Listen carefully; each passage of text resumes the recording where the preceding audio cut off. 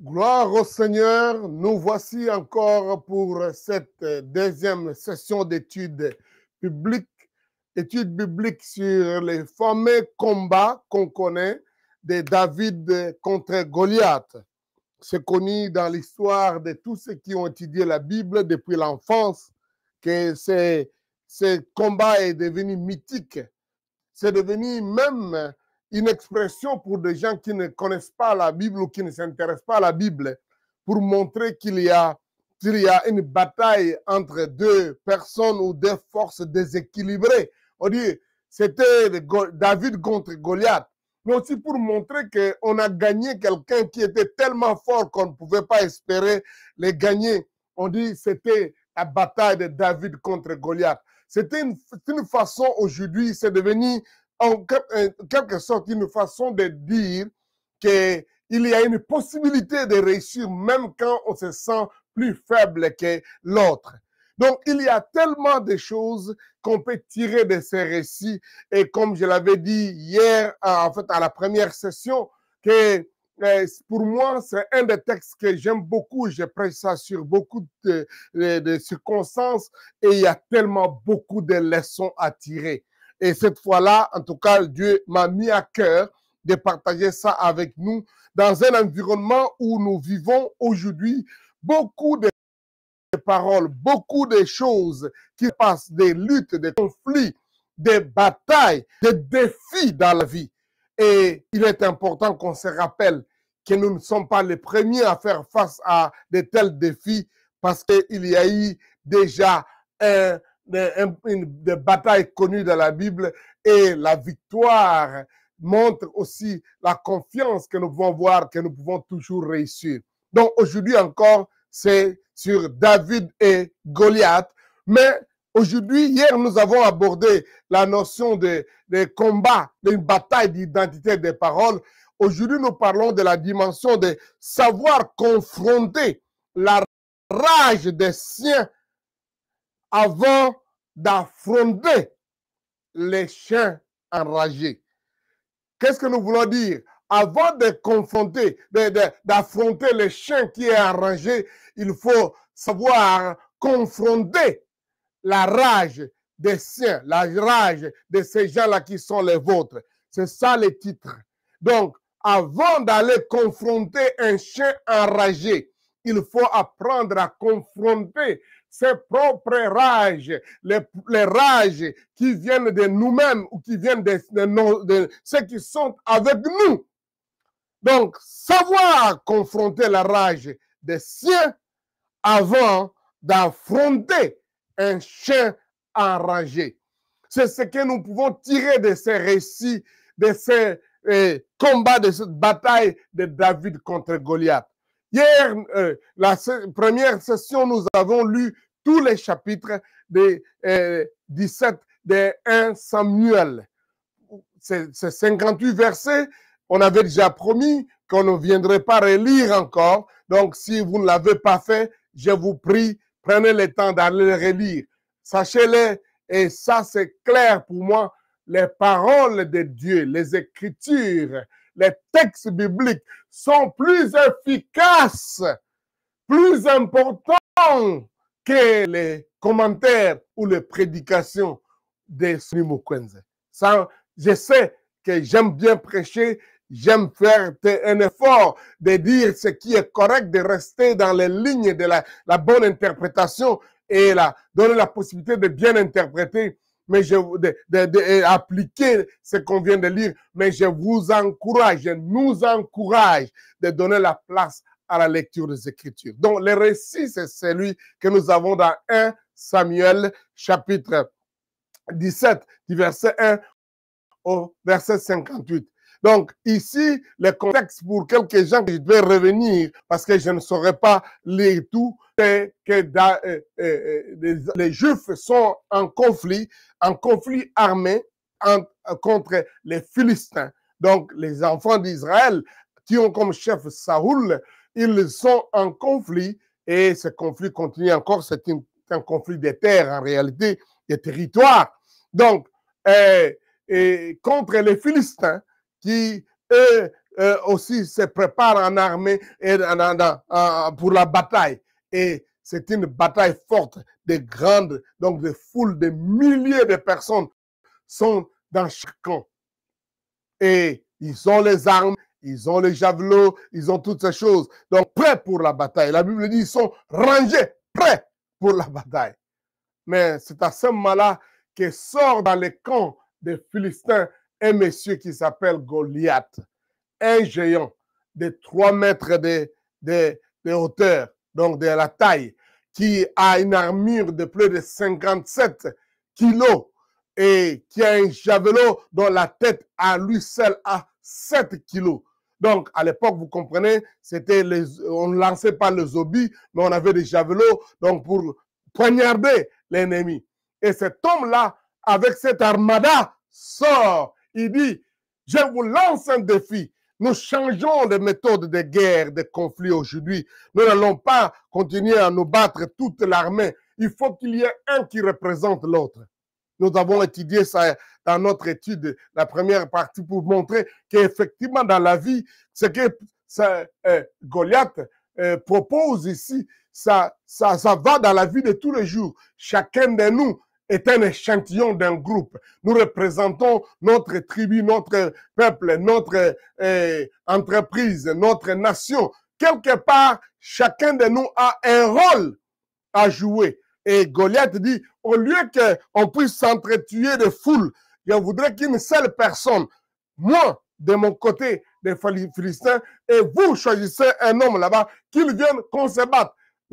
L'issue de cette bataille déterminera qui a gagné et qui deviendra les esclaves des autres. Il a dit, si celui que vous proposez, que vous choisissez, me bat moi et me tue, nous serons vos esclaves.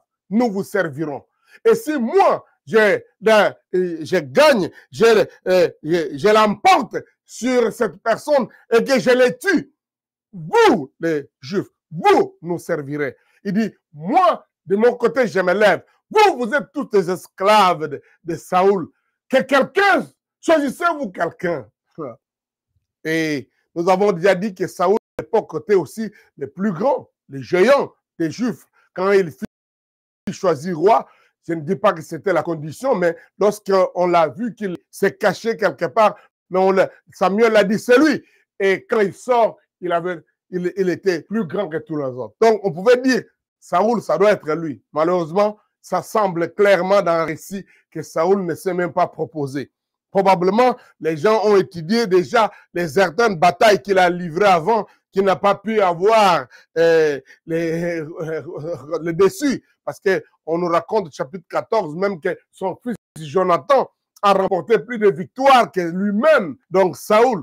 Et donc probablement, ils ont dit, non, c'est pas lui. Et peut-être même, ils ont dit, non, on ne veut pas engager les rois quand même. Il faudra que ce soit quelqu'un. Et là, un conseil de guerre s'est réuni.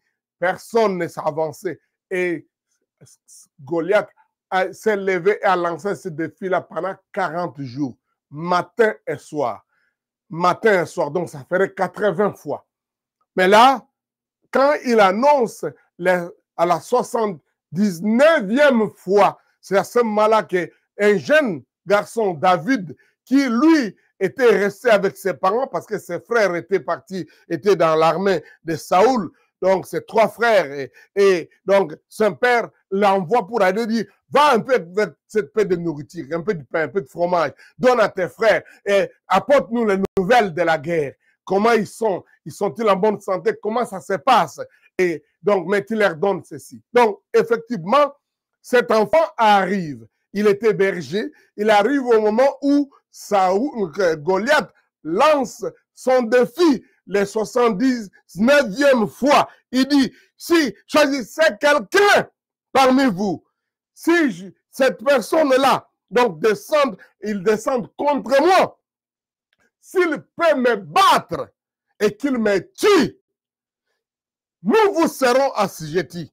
Mais si je l'emporte sur lui et que je le tue, vous nous serez assujettis, vous nous servirez, vous nous serez nos esclaves. C'est ce que nous lisons au verset 8 et 9.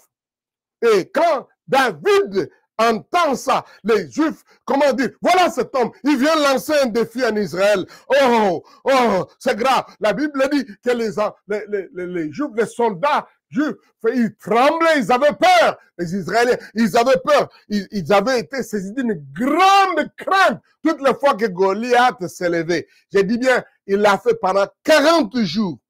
Donc, ils ont été terrorisés au point où ils ne pouvaient pas lever les doigts. Le conseil a même décidé de donner des cadeaux. Mais il dit, voilà, vous voyez, vous avez vu s'avancer cet homme. En fait, c'est ça qu'ils sont en train de raconter les uns les autres. Donc, à la vue de cet homme, verset 24, à la vue de cet homme, et tous ceux d'Israël s'enfuirent devant lui et furent saisis d'une grande crainte, disant, avez-vous vu s'avancer cet homme? C'est pour jeter à Israël un défi qu'il s'est avancé. Si quelqu'un les tue, le roi le comblera de richesses et lui donnera sa fille et il affranchira la maison de son père en Israël.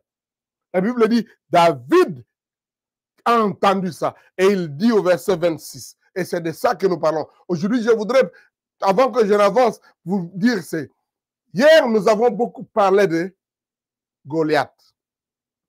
Aujourd'hui, je vais vous parler plus de David. Et nous aurons une autre session après où je parlerai encore des paroles, les 7 grandes paroles importantes qui ont donné la victoire à David. Mais aujourd'hui, je voudrais parler de comment David va confronter la rage, les préjugés de ses frères avant d'aller confronter celui qu'il a qualifié d'un chien. Donc, nous lirons cette petite partie-là seulement. Donc, nous étions dans la lecture à partir du verset 24 et nous sommes maintenant au verset 26. David dit aux hommes qui se trouvaient près de lui, « Que fera-t-on à celui qui tuera ces Philistins et qui ôtera l'opprobre des dessus d'Israël? Qui est donc ce Philistin, cet incirconcis, pour insulter l'armée du Dieu vivant? » Le peuple répétant les mêmes choses et lui dit, c'est ainsi que l'on fera à celui qui le tuera. Eliab, verset 28, Eliab, son frère aîné, qui l'avait entendu parler à ces hommes, fut enflammé de colère contre David. Nous disons aujourd'hui que Goliath était déjà enflammé. Il était en colère. Il dit, on va se battre aujourd'hui. Et plus tard, nous avons dit hier que dans la première étude, que Goliath était même fâché contre David quand David l'a confronté avec un bâton. Il dit, suis-je un chien pour que tu viennes comme ça? Il l'a maudit. Alors, en quelque sorte, David a montré à Goliath qu'il était un chien. Mais David, avant d'aller confronter ces chiens enragés de Goliath, il se retrouve devant ses propres frères, dont Eliab, qui est aussi plein de rage, de colère. Nous disons ça. Eliab, son frère, qui avait entendu parler, qui avait entendu David parler à ces hommes, fut enflammé de colère contre David. Donc David se retrouve maintenant avec deux groupes de personnes qui sont fâchées contre lui. Donc il lui dit, pourquoi es-tu descendu? Et à qui as-tu laissé ce peu de brebis dans le désert? Je connais ton orgueil et la malice de ton cœur. C'est pour voir la bataille que tu es descendu. David répondit, qu'ai-je donc fait? Ne puis-je pas parler ainsi? J'aime la meilleure traduction qui dit, est-ce qu'il n'y a pas une cause pour laquelle je dois dire quelque chose? Et il se détourna de lui pour s'adresser à un autre homme. Et il fit des mêmes questions. Et le peuple lui répondit comme auparavant. Waouh! Et à la suite, lorsqu'il a entendu ces paroles prononcées par David, on les répéta devant Saoul et qu'il le fit rechercher. Et David dit à Saoul que personne ne se décourage à cause de ces Philistins. Ton serviteur ira se battre contre lui. Et Saoul lui dit à David, tu ne peux pas aller te battre avec ces Philistins, car tu es un enfant. Et lui, c'est un homme de guerre depuis sa jeunesse, dès sa jeunesse. David dit à Saoul, ton serviteur faisait paître les troupeaux de brebis de son père. Et quand un lion ou un ours venait à enlever l'une des troupeaux, du troupeau, je courais après lui, je l'ai frappé, je l'ai arraché, de sa gueule et s'il s'est dressé contre moi, je l'ai saisi par la gorge et je l'ai frappé et je l'ai tué. C'est ainsi que ton serviteur a terrassé les lions et les loups et l'ours. Et il en sera de ces Philistins, de cet incirconcis, comme de l'un d'eux, car il a insulté l'armée du Dieu vivant. Il dit, l'Éternel, il dit encore, l'Éternel qui m'a délivré de la griffe du lion et de la patte de l'ours, me délivrera aussi de la main de ces Philistins. Ah, waouh, waouh. Je voudrais qu'on s'arrête là. Parce qu'aujourd'hui, notre étude, c'est David et il vient de savoir qu'il y a un chien enragé qui est Goliath, qui a la rage de colère pour mettre fin ou à chercher à susceptible, mettre fin à une guerre qui s'est perpétuée inutilement. Il dit, maintenant la stratégie est différente. Moi seul, je m'occupe des Philistins et votre équipe vient et puis on déterminera qui deviendra esclave de l'autre. Wow. Ça, nous parlons de la colère de Goliath. J'ai dit aujourd'hui, il ne parle pas beaucoup de colère.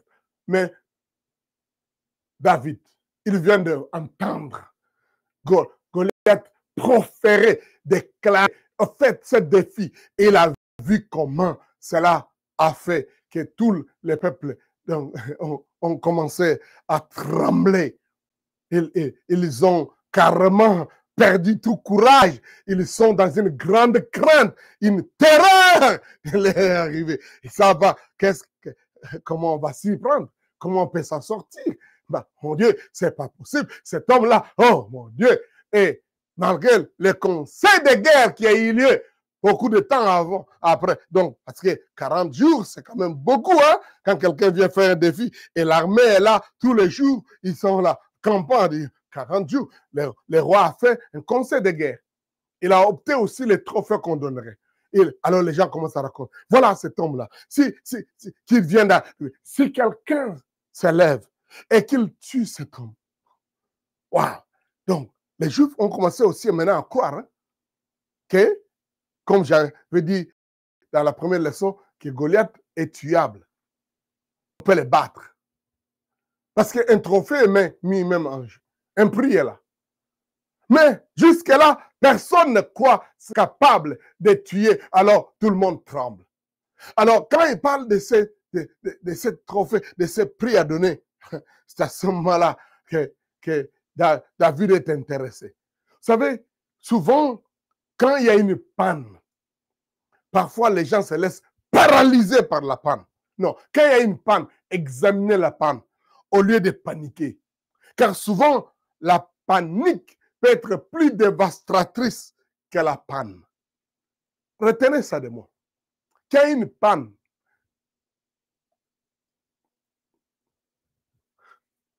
ne paniquez pas. Mais examinez la panne.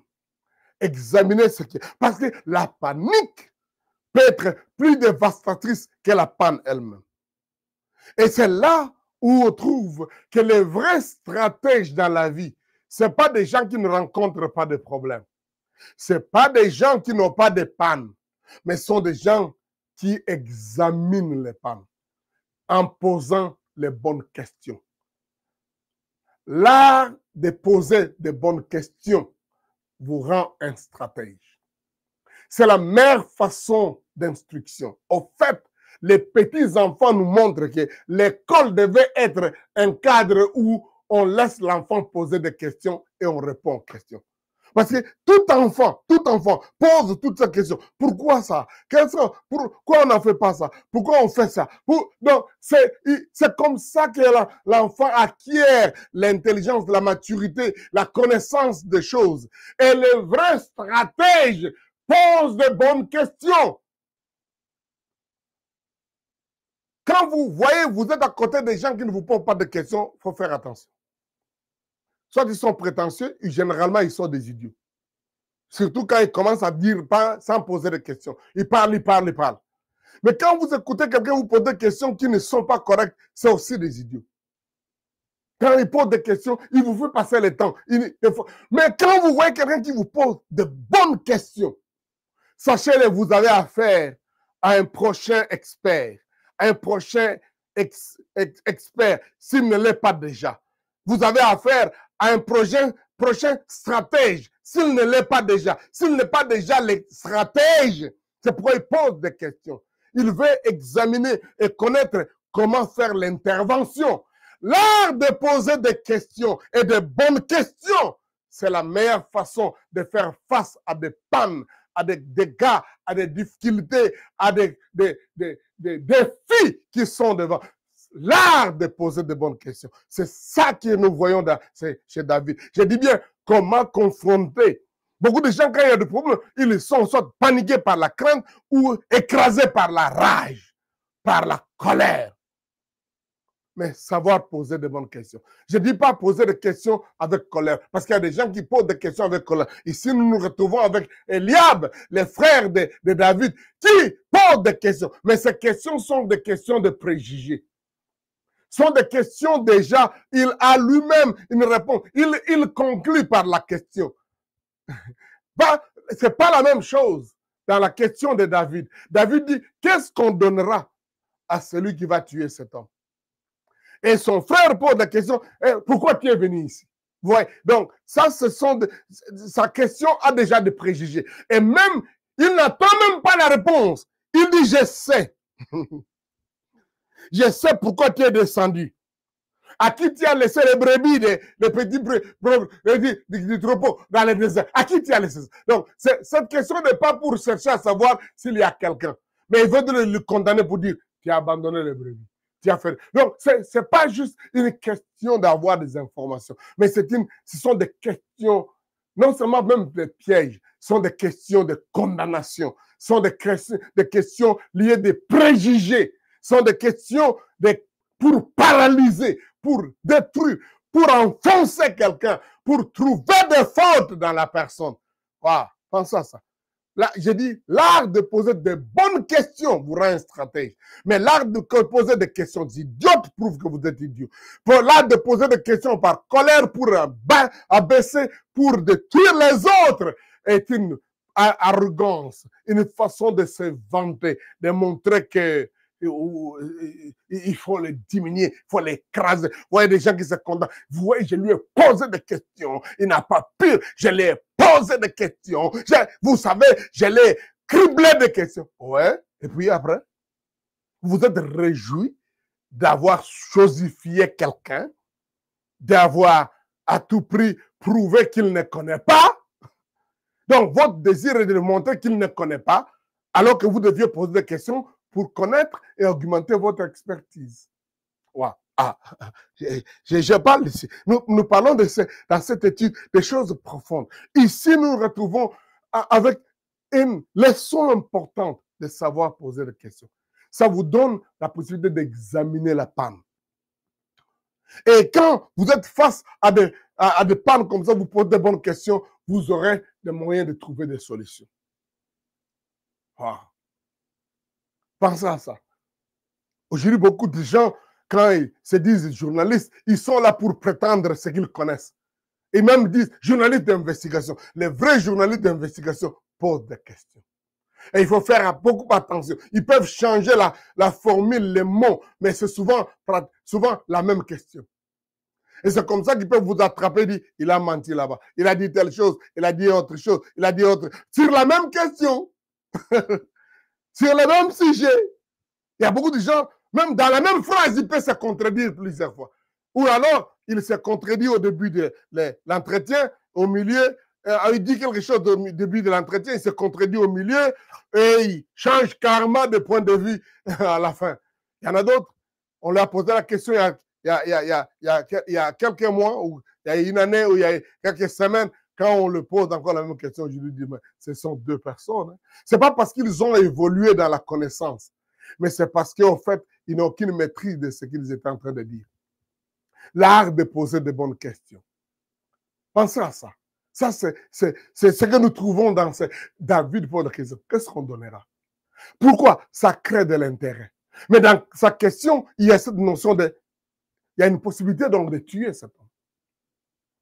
Parce qu'en fait, Goliath a déjà dit que quelqu'un veut me battre et me tuer. Alors, qu'est-ce qu'on donnera? Qu'est-ce qu'on donnera? Que fera-t-on à celui qui tuera ces Philistins? Écoutez, les gens avaient déjà dit un peu ça. David avait déjà entendu. Sa question est pour une précision. Est-ce que c'est vraiment décidé qu'on aura un trophée à donner? Cela est très important.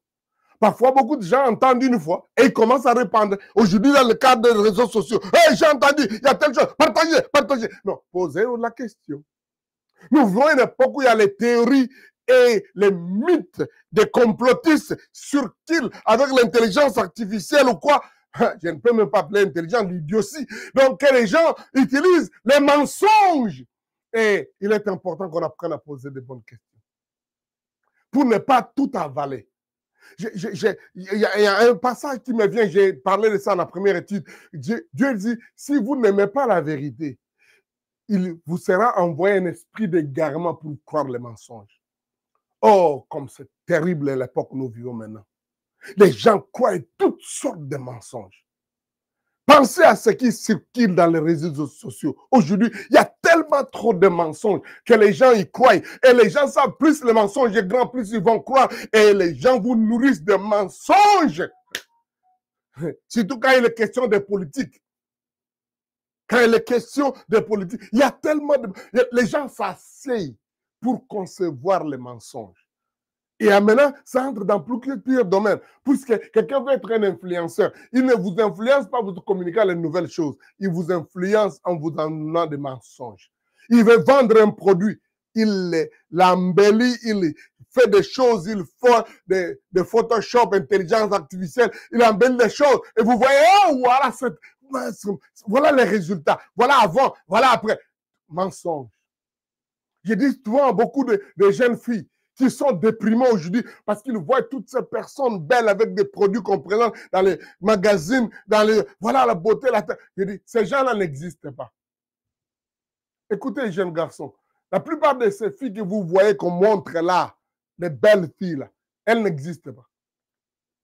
Pas seulement à cause de l'intelligence artificielle, mais à cause de Photoshop. Elles n'existent pas. C'est pas seulement ça. À cause de tout le maquillage, elle n'existe pas. Les jours où vous verrez cette personne sans maquillage, c'est à ce moment-là que vous saurez la vraie personne. Bon, j'ai dit, nous vivons une époque terrible. Il faut qu'on apprenne à poser des questions. D'ailleurs, les gens font un effort de paraître et ne jamais être. Les bonnes questions. Vous avez entendu la chose? Oui, David l'a entendu une fois. Mais ce n'est pas suffisant. Beaucoup de gens ils croient tellement à la première fois, n'importe quoi, même des choses les plus incroyables possibles. Parce qu'au nom de la foi, les choses de Dieu, il faut toujours croire, il faut toujours accepter. Non, non, non, non, non, non, non, non. Dieu veut nous voir agir en responsable par rapport à ce que nous entendons. Et c'est pour ça qu'on a besoin parfois de reposer la question, d'avoir une précision, de chercher. David dit, qu'est-ce qu'on fera? Est-ce que j'ai entendu? Ne restez pas sur le oui-dire. Écoutez, ne restez pas sur le oui. Vous avez affaire à un chien enragé, à un Goliath à abattre. N'allez pas les battre avec le oui-dire, avec les faux bruits. Si vous faites une telle guerre, vous échouerez. Vous ne faites pas la guerre avec prudence. Vous marchez avec, si vous êtes commandant d'une armée ou responsable d'une armée et vous marchez avec le oui-dire et des fausses informations, vous n'avez pas l'information de base. Non. Vous allez vous faire achever. Combien de gens sont attrapés par des, soi-disant des services de renseignement, par un mensonge. On a aggravé ce qu'il n'a pas dit. On a embelli ça. Les gens veulent le faire pour faire abaisser, faire éliminer quelqu'un. On crée toute une histoire. Écoutez-moi, vérifiez les informations. C'est ça que David voulait dire. Qu'est-ce qu'on donnera? On a qu'est-ce qu'on a dit? La Bible dit, soyez prêts à écouter, prompt à écouter, mais lent à parler et lent à se mettre en colère. Écoutez les conclusions que Eliab tire sur David. Il dit, je connais pourquoi tu es venu ici. Je connais pourquoi tu es venu. C'est pas vrai. Vous allez voir, ce qu'il dit là n'est pas vrai. Je connais ton orgueil. Je connais ton orgueil et la malice de ton cœur. Moi, je crois même que ce qu'il appelait l'orgueil et la malice de son cœur, c'est les sentiments qu'ils avaient envers leur petit frère. Ce sentiment qu'il pensait que ce petit frère est tellement audacieux, il est tellement courageux, il ose toutes choses. Il pouvait se pressentir que ça, le petit ici, avec posant cette question, il veut se lancer dans l'affaire. Il veut nous prouver que nous, les grands frères, nous ne sommes pas capables. Moi, Eliab, Aminadab et Shama, nous ne sommes pas capables. Lui, les petits. Sentez à ça. Donc, il dit, je connais ton nom. Il y a beaucoup de je connais qui sont juste des présomptions. Je dis bien, il y a beaucoup de je connais qui sont des présomptions, qui sont des projections que les gens font sur les autres, les préjugés que les gens ont. Face aux préjugés, qu'est-ce qu'il faut faire? David nous enseigne ici. Face aux préjugés, parfois que tu ne peux pas. Parce que ici, si c'était n'importe quel être juif, n'importe quel Israélite, on dirait, bon, il ne connaît pas David, il ne le connaît pas. Mais ici, c'est son grand frère. Qu'est-ce dire quand ces gens-là qui prétendent te connaître disent de mauvaises choses sur toi? C'est parfois difficile, hein? Parfois, la meilleure façon de surmonter de tels préjugés, c'est quoi? Comment il faut le faire? Face aux préjugés comme ça, il faut faire quoi? La justification n'est pas toujours valable.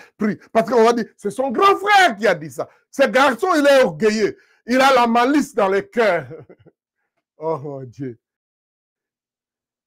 C'est son frère qui a dit ça. Je parle à quelqu'un peut-être qui se retrouve dans une situation où il a été, comme on dit, blackmail en anglais. On dit, on a fait, en fait, comment je peux dire le mot français, mais bien, donc on a dit du mal sur lui. On a fait des commérages, on l'a diffamé, on a déclaré sur toi des choses que tu n'es pas. Et de par des personnes qui disent, je suis sûr, je vous dis, à la source, j'ai reçu ça à la source. Moi, je le connais bien. Eliab, oui, il connaissait David. Mais ce qu'il dit ici de connaître de David, et pour le dénigrer, pour le stopper, pour qu'il fasse ce qu'il devait faire. Il n'y a pas que lui qui a dit David, mais j'aime beaucoup l'attitude de David. Parce que nous verrons aussi que le roi Saoul va lui dire la même chose. Tu es un enfant. Tu ne peux pas te battre contre ça. Je te connais. Je te vois par rapport à ton âge. Je te connais. Le peu que je connais sur toi, tu es un enfant. Pensez à des gens qui vous diminuent comme ça. Qui pensent que tu ne peux pas oser. Non, ça ne peut pas marcher avec toi. David nous donne de belles leçons ici. Lorsque Eliab lui dit qu'il lui donne des préjugés, des accusations, donc qu'il la baisse, qu'il lui dit, non, c'est tel, ce n'est pas ta tâche. Toi, tu es berger, tu ne devais pas t'occuper de ça. Parfois dans la vie, ceux qui donnent la victoire, ce n'est pas les professionnels, ce n'est pas ceux qui sont attitrés, mais ce sont ceux qui saisissent la dimension de Dieu, la pensée de Dieu, qui saisissent les opportunités, qui comprennent et qui agissent avec courage. Lui, le frère Eliab, il est enragé de courage. Et maintenant, qu'est-ce qu'il faut faire devant la rage des siens, de ses propres gens? Vous savez, le premier objectif, c'est de vous décourager. David devait maintenant surmonter d'abord la propre crainte, comme tout autre humain. Pensez ça. C'est un jeune garçon. Et c'est un autre humain. Il voit un homme là qui arrive. Et il y a une crainte. Écoutez-moi, le courage, ce n'est pas l'absence de la crainte. Mais c'est le fait de prendre une action même en face de la crainte. En face de ce qui devait faire peur. C'est ça qu'il faut commencer. Confronter cette peur-là personnelle. Si David n'avait pas réussi à confronter cette peur en lui, il serait encore plus intimidé, écrasé par cette déclaration de rage de son frère. Et c'est chaud qu'il diminue, qu'il tentait de le montrer qu'il a la malice. Et ce qu'il veut faire, c'est des prétentions. Il faut surmonter ça. S'il n'a pas pu, s'il ne pouvait pas surmonter ça, il ne peut pas confronter Goliath. Pas seulement s'il a pu surmonter ses préjugés, ses accusations, cette façon d'être détruit, écrasé par son frère. Il ne pouvait pas faire face à Saoul. Parce que Saoul lui dit, tiens, enfant.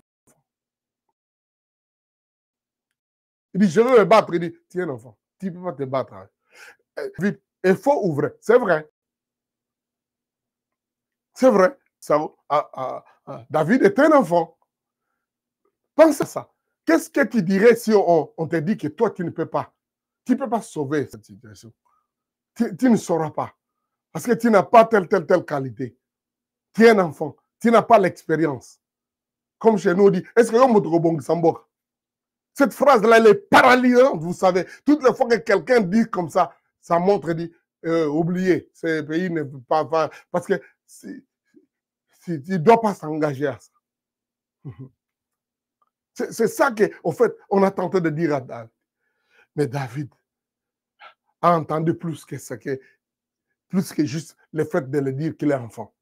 Il a dit, Saoul a dit, et ça c'est très important, que tu ne pourras pas te battre contre cet homme. Pourquoi? Verset 33. Saoul dit à David, tu ne peux pas aller te battre avec ces Philistins, car tu es un enfant. Oui. Et cet homme-là est un homme de guerre dès sa jeunesse. Oh, ça devient quelque chose de positif pour David. Les gens deviennent champions parce qu'ils ont commencé leur bataille dans leur jeunesse. Les gens deviennent experts parce qu'ils ont eu un passé d'expérience, peut-être avec des échecs. Il dit, cet homme-là est un homme de guerre dès sa jeunesse. Et ça fait un déclic dans David. Ça, c'est formidable. Mais avant que peut-être que je termine ça, mais j'aurais voulu parler dans la première chose qui a motivé David. Retenez ça, je vais revenir sur cet aspect-là où David saisit cette phrase que Saoul lui dit, il est un homme de guerre depuis sa jeunesse. À la question qu'il pose à Eliab, quand Eliab l'intimide, quand Eliab l'intimide par des questions, les jugements, qu'est-ce que David fait? Il quitte ce vrai. Il dit, est-ce que je n'ai pas à parler? Est-ce que je n'ai pas une cause pour laquelle je peux m'engager? C'est la meilleure traduction de ce verset-là, le verset 29. Il dit, est-ce qu'il n'y a pas une cause pour laquelle je dois parler? Parce que dans la vie, il faut toujours avoir une cause. Quelque chose qui est plus grand que toi. Quelque chose pour lequel tu es prêt à livrer ta vie. Un but plus grand que tout ce que tu peux recevoir maintenant, ou que tu peux faire maintenant. Il y a une cause qui te bouge, qui t'amène au-delà. Cette cause-là te rend moins égoïste. Parce que c'est plus grand que toi. C'est ça qui te passionne. Et David veut dire, il y a une cause. Il y a quelque chose ici. Il y a un homme qui a lancé l'opprobre sur le peuple. Il a insulté les dieux vivants. Ça, c'est une cause valable pour laquelle je dois m'intéresser à ça. Mais aussi, il y a une récompense qu'on donne. Alors, David quitte son frère. Il va chez d'autres gens et pose les questions. C'est très important. Ne restez pas toujours autour des gens qui vous abaissent, qui vous parlent contre... Bon, ça peut être vos amis, votre épouse ou quoi. Mais veillez pour ne jamais qu'écouter ceux qui vous abaissent, qui vous diminuent, qui vous disent tu ne peux pas faire, c'est pas possible, cette situation est trop grave. Non. David quitta, il alla chez d'autres gens. J'aime beaucoup ça. Il s'est détourné de lui pour s'adresser à un autre. Et il pose les mêmes questions. Parfois, vous avez besoin de quelqu'un d'autre. auprès de qui vous voulez non seulement avoir les bonnes réponses, mais les quelques paroles d'encouragement, les quelques précisions nécessaires. Si vous tournez autour de tous ces gens qui sont toujours négatifs autour de vous, vous serez étonné combien négatif vous deviendrez. Vous serez étonné. Malgré toute la bonne volonté que vous aviez, vous deviendrez négatif parce que vous écoutez toujours des gens qui sont négatifs, qui vous abaissent, qui parlent toujours que vous ne pouvez pas faire. Attention, attention, il faut faire. Hey, quand tous les jours, attention, il faut faire. Vous finirez par devenir plein de tensions. Parce qu'il y a tellement trop d'attention. Vous avez besoin de quelqu'un qui vous encourage. Allez-y, on va faire quelque chose. On a besoin de ça, alléluia. On a besoin de ses amis, de ses frères, de ces gens, de ces personnes, peut-être un peu plus folles que vous, mais qui sont capables de vous dire, allez-y, on va faire quelque chose. C'est ce que David a découvert. Vous ne pouvez pas réussir en restant toujours autour de ceux qui viennent vous diminuer. David devait avoir la victoire sur les siens avant d'avoir la victoire sur les chiens, qui est le Philistin. Pensez à ça. Il avait besoin d'avoir une victoire sur les avis, les préjugés, les conceptions, les questions, les brimades, l'indifférence des siens. En commençant par lui-même, en commençant par la famille et tous les autres qui tentaient de lui dire ça ne peut pas, ça n'est pas possible. Il devait avoir la victoire sur ça. J'ai prié Dieu que quelqu'un qui m'écoute aujourd'hui prenne une telle décision. Je dois avoir la victoire. Je dois d'abord confronter les miens. Et une autre chose qui est derrière ça, c'est le trophée. La question de David, c'est il y a un prix.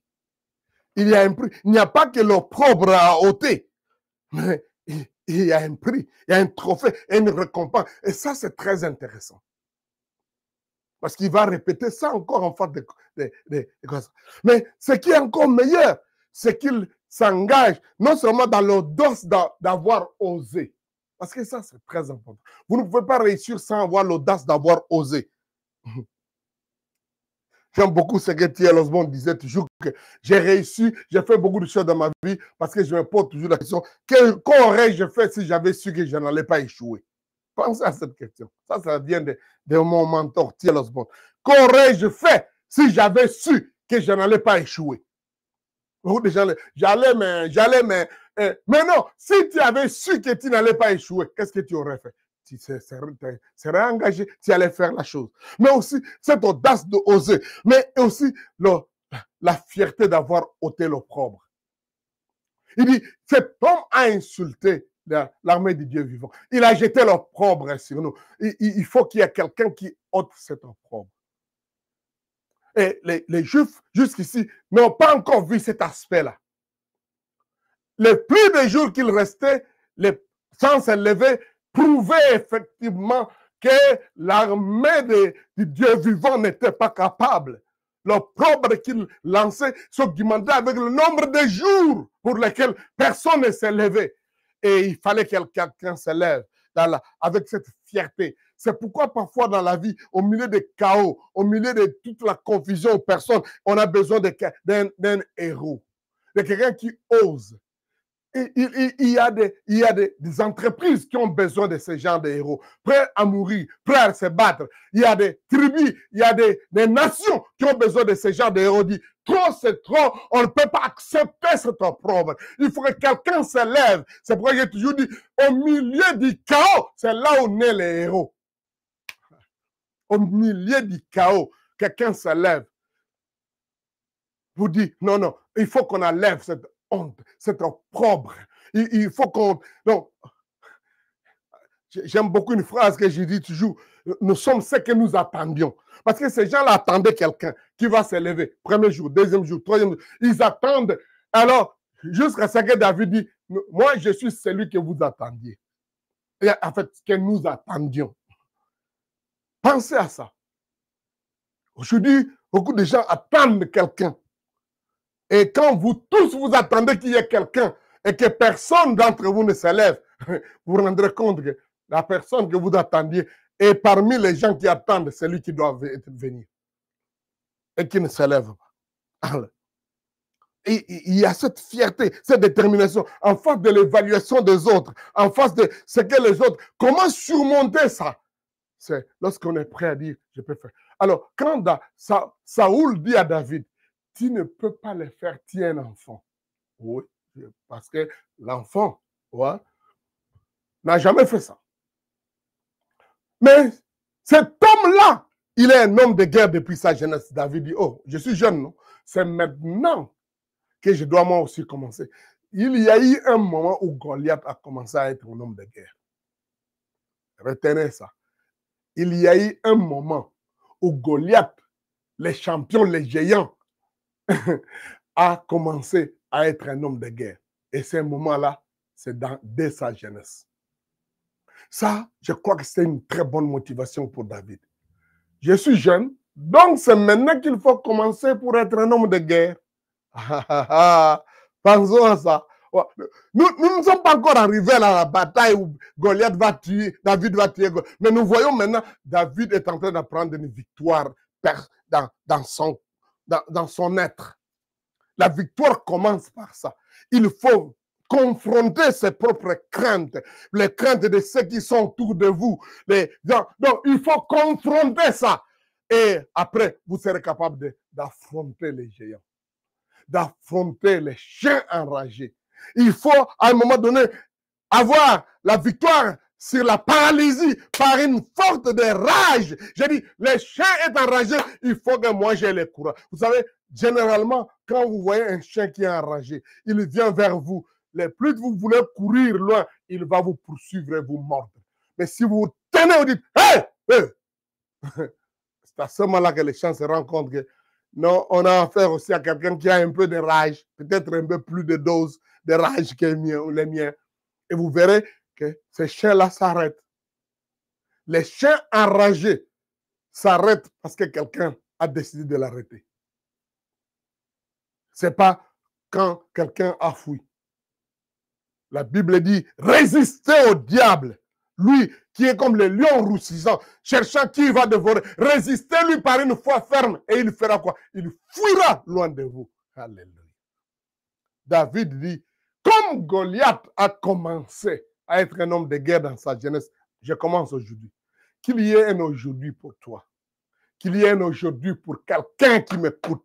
Pour dire, aujourd'hui, je commence cette bataille. Je ne peux plus continuer à craindre les sorciers. Je ne peux plus craindre tous ces gens qui ont intimident. Aujourd'hui, je commence. Je suis jeune, oui. Comme le Cid avait dit donc, dans les livres de Corneille, que aux hommes bien-nés, la valeur n'attend pas le nombre d'années. Aux hommes bien-nés, la valeur n'attend pas le nombre d'années. Alléluia. Parce qu'il y a un jour où on se lève. Un jour où on dit, moi, je vais confronter ces... Il dit, les vrais champions commencent dès leur jeunesse. Je suis jeune, je commence aujourd'hui. Peut-être c'est la seule belle façon de prouver que les préjugés des autres ou ce qu'ils pensaient être pour vous un peu d'orgueil ou de trop d'audace, c'est que leurs préjugés étaient mal fondés. C'est de vous lever et de faire le défi. Dire oui, moi, je suis celui que vous attendiez depuis 40 jours. Alléluia. Waouh! Oh, tellement beaucoup de leçons de ces récits. Et ça nous montre que David, au fait, a gagné la bataille dans son propre camp avant d'aller gagner la bataille vis-à-vis de Goliath.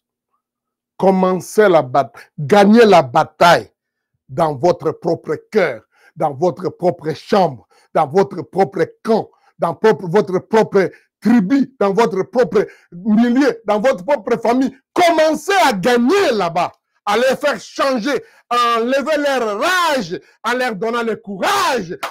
Il dit que personne ne se décourage. Je parlerai de toutes ces paroles dans notre prochaine intervention, dans notre prochaine étude. Il y a tellement de leçons à tirer de ces textes.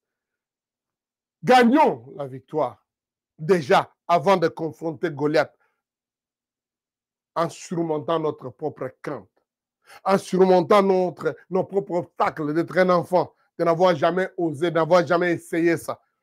David a prouvé à Saoul, il a dit, j'ai déjà eu quelques expériences dans ma jeunesse. J'ai confronté l'ours et les lions. Ils peuvent ne pas être des êtres humains, ils peuvent ne pas être des hommes de guerre, mais ce sont des animaux dangereux et féroces qui sont venus pour arracher les brebis. Je suis allé, je les ai confrontés. Waouh! Témoignages. Les témoignages sont très importants. Parfois, les témoignages de petites victoires vous donnera la possibilité de confronter la grande bataille et obtenir la grande victoire. Les témoignages de petites victoires, retenez ça.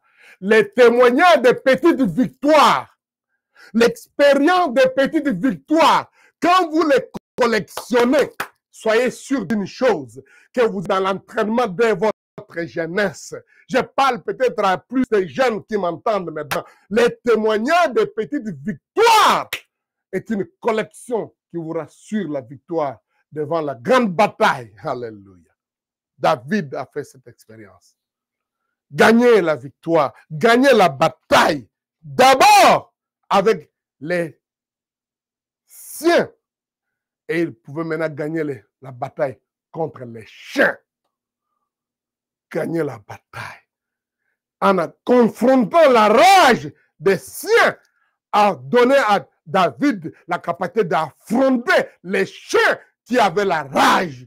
Et avec courage, il a triomphé la victoire. C'est ma prière, c'est notre étude aujourd'hui. Savoir confronter la rage des siens, d'Eliab, d'Abinadab, de Saoul, de ceux qui sont autour de toi, avant de confronter les chiens de Goliath.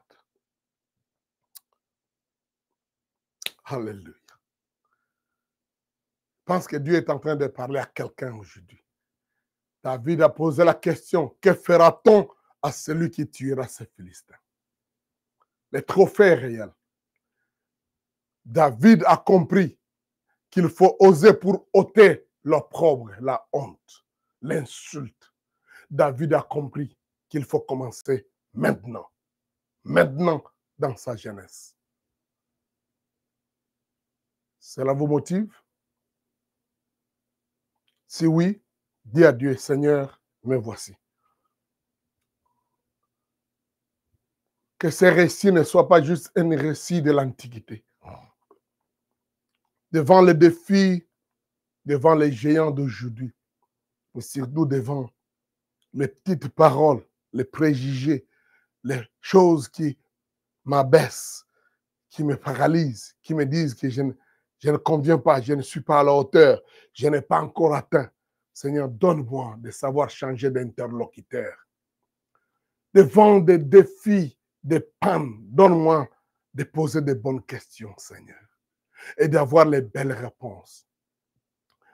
Devant les intimidations, Seigneur, donne-moi, ô Éternel, de savoir saisir ta pensée, que ta victoire est possible et que tu utilises des personnes comme moi. Merci, Père. Au nom de Jésus. Amen. Que Dieu vous bénisse. Encore une fois, nous nous rencontrons pour continuer nos études dans les jours qui viennent sur David et Goliath. Merci de prier pour nous, de partager ceci avec les autres et de nous encourager aussi dans le travail que nous faisons. Que Dieu vous bénisse. Au revoir. À la prochaine. Souscrivez aussi à notre chaîne. C'est important.